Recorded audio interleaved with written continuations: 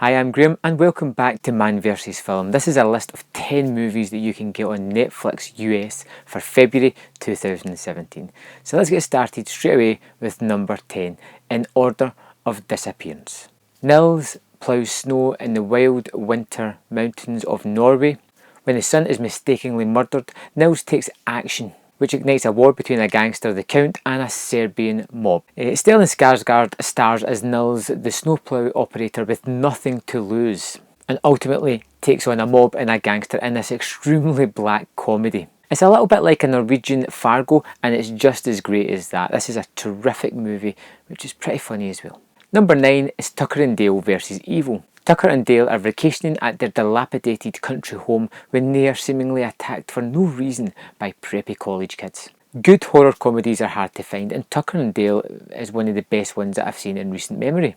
Turning horror tropes on its head, it treats the country people as the victims and the preppy college kids as the attackers, even though the college kids mistakenly think they're in a horror movie and think that these country guys are going to kill them, and they keep on committing these acts of accidental suicide while trying to get away from Tucker and Dale, who are kind of wondering why these kids are just throwing themselves to their death all the way around about them. It's really funny, it's got some good performances, and the gore is terrifically awful. Number 8 is Odd Thomas. In a Californian desert town, a short order cook who has clairvoyant abilities meets a mysterious man with a link to dark, deadly forces. A solid and enjoyable watch based on a series of books that I haven't read, so I have no basis for comparison.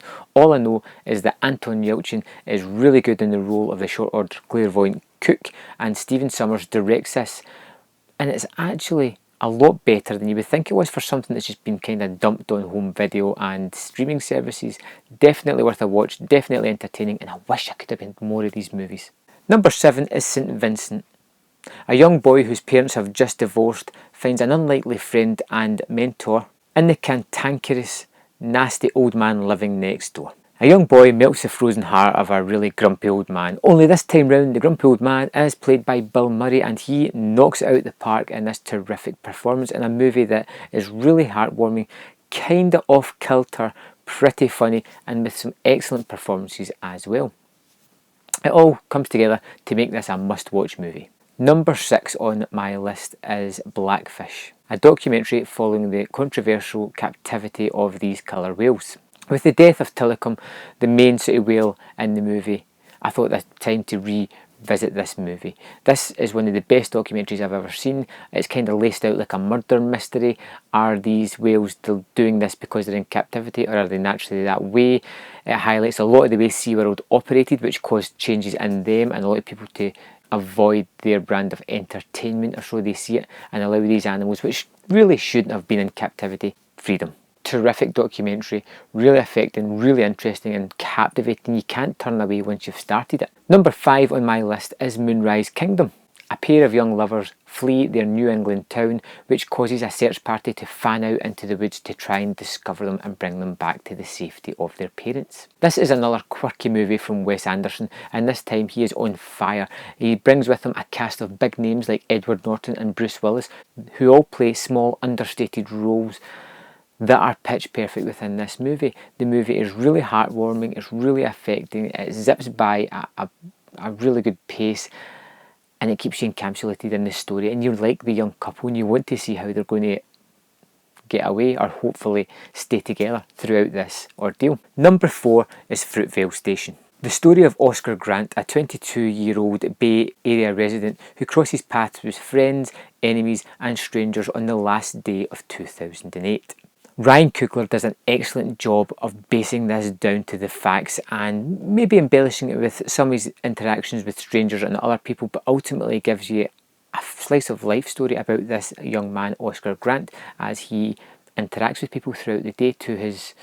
Well, I don't want to spoil the ending of it, but let's just say that I found this a really affecting movie. I thought the cinematography was pretty good, pretty different, and it really highlights the performance of Michael B. Jordan, who is excellent as the role of Oscar Grant in this terrific movie. Number 3 is It Follows.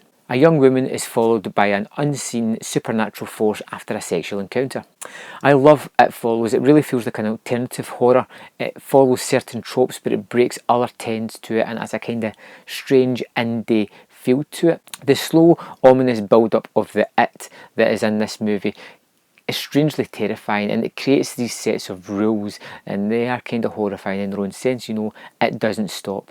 It will never stop. It is constantly coming after you at a set speed. You can try and get away from it, but ultimately it is always going to be on your tail. You need to pass it on to get away from it. I think It Follows is a terrific horror movie. It is not for everyone. It doesn't follow the general genre tropes. It breaks them down a little bit, and I really like the lead performance by Micah Monroe as well.